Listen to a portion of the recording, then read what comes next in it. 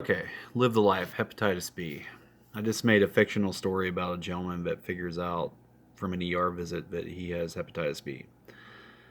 It's not meant to be funny. It's just so don't hopefully nobody's offended or anything. It is a serious disease. So, my name is Dale. I woke up this morning feeling worse than the day before. The energy drain is worse than I thought, as it was because Darla and I. The energy drain is worse. I thought it was because Darla and I ran out of meth a few days ago. When I went through to the restroom, I was shocked to find the person staring back at me in a mirror I did not recognize. My skin was an awful pale yellow. Even the whites of my eyes were this putrid color. Then the nausea hit the pit of my stomach and followed with vile, violent vomiting, the same as day from yesterday, only worse. Darla's eyes were wide open with shock when she found me on the floor. "You're getting to the hospital now," she cried. She helped me into her car. I really do not remember the car ride to the hospital. I do remember waking up to a big man asking me if I could stand or sit in a wheelchair. I was able to, but barely. The man pushed me into the emergency room. Amazingly, it was near empty, and I was able to go back almost immediately to my room. The man helped me into the bed. "My name is Josh. I'm going to be your registered nurse today." Josh asked how long I'd been feeling this way. I told him a few days, but I thought it was because of running out of drugs. He asked which drugs, and if I shot these drugs. Shot him up. I told him meth, and I usually smoke it, but about a month ago I shared a needle with a friend just to try it out.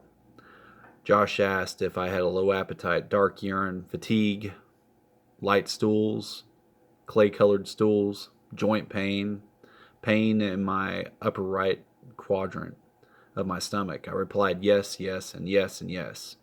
Josh then said he was going to start an IV in my arm and draw some blood samples for the doctor to figure out what was wrong with me. A few hours later, I met Dr. White. He came into my room with Josh, the nurse. He told me that the blood test was positive for hepatitis B surface antigen. My liver enzymes, known as ALT and AST, were 3,000, and my bilirubin levels were greater than 3. He explained how hepatitis is a virus and it causes inflammation of the liver, and for this reason I was looking and feeling so sick.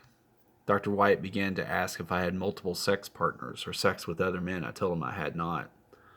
I told him that Darla and I had not been intimate for some time. He encouraged her to be vaccinated with either Intergex B or Combinix HB if she had not already become infected by having contact with my blood.